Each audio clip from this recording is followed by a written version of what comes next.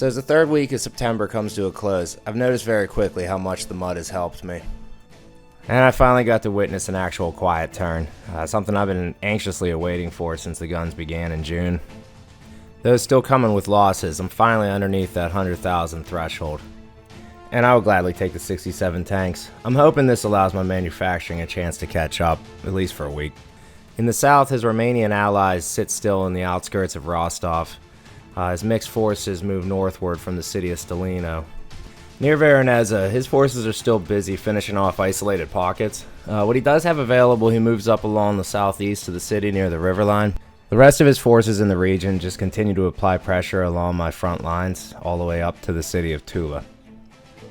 The pressure he applies in the north pushes my army back about 2 hexes, making it even more difficult for me to find any avenue to relieve the pressure on Leningrad.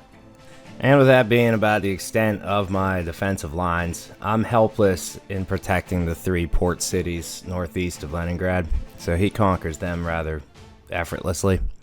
Maybe I'm foolish, I'm not too worried about that right now, just based on ideas of how's he going to supply any army that's up that far.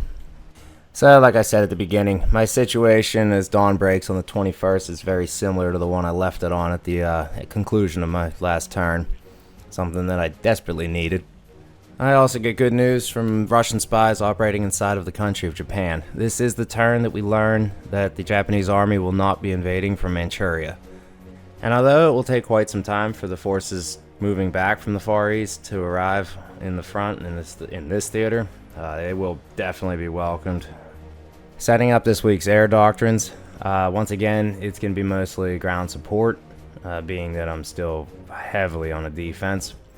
I have a few key recon positions to look at to see whether or not there's a way to exploit some of his movements, and a little bit of bombing near the city of Veronezza. Other than that, we're looking at the evacuation of both the Leningrad Air Command and the Baltic Air Command. I'm heading them east, obviously, near Yaroslav, and then I'm going to have to build them up for a turn or two to recover from the combat there.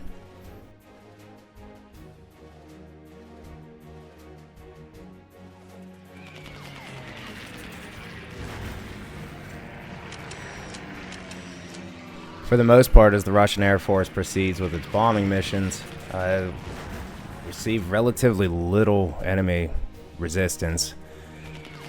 Some of the attacks do some damage, so it's not like this overwhelming success story. But specifically near Rostov, I don't do anything really here, which was disappointing. I was hoping to hit that mechanized pretty hard. But, I mean, all in all, only losing 69 aircraft is satisfactory. Glancing down to the current state of affairs in the Crimean Peninsula, I am surprised that nothing really changed. He moved up a little bit towards Sevastopol and reinforced his area with air transport. So I guess the attack there is going to come next week. Look at Rostov shows that there indeed will be an attack next week. I also have yet to decide what to do when I give up on this river line. An area that does show promise to me is where this Panzer Division attempted to attack this Cavalry Division. With it holding, I chose to bomb that Panzer Division pretty heavily across a 3-day span, and then proceeded to do a counterattack. With the forces I was willing to risk on this attack, I was pretty much leaning on the 307th Rifle Division to do the heavy lifting. I'm assuming that river that played a role on his assault also is the reason why his forces held on mine. This doesn't really bother me too much though, because it does put a combat delay in his forces, so I'm not expecting much to hit me on next turn on this side unless he's moving more in from behind that. So other than that, I got my new units that I'm going to reinforce the line with. So hopefully it makes it a little bit more of a challenge for him when he does assault this area. I am expecting his assault to come this week. I just don't see it being this far south of Veronezza. Around Moscow, all these militia, for the most part, have upgraded to rifle divisions. That's very, very helpful, being how short I am on manpower. So I'm going to move them around, apply them to the front line. For the bulk of my turn is mostly jockeying around my forces. So where he has what looks to me like an assault value of 4 or 1, I try to move some of my weaker forces to that side of the line. And then where I think are key breakthrough points, I try to put some of my stronger infantry divisions, specifically where I see like a strength 7 with 10 right behind it. And as I get to the most northern side of my line, I don't want to give up too much on this terrain, but I have to kind of straighten it out to anticipate a possible flanking move. So I'm not 100% sure what he's put in up in the very far north or what his goals are with those forces, so I just have to kind of wait and see.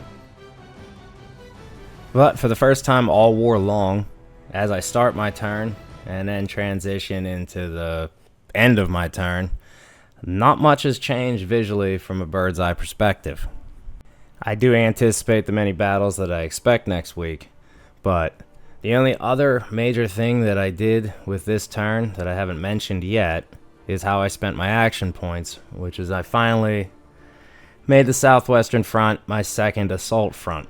So this gives me hopefully 2 points on the map where I'll be able to counterattack at some point. But until then, I'm going to have to hand the turn off and wait patiently for now winter.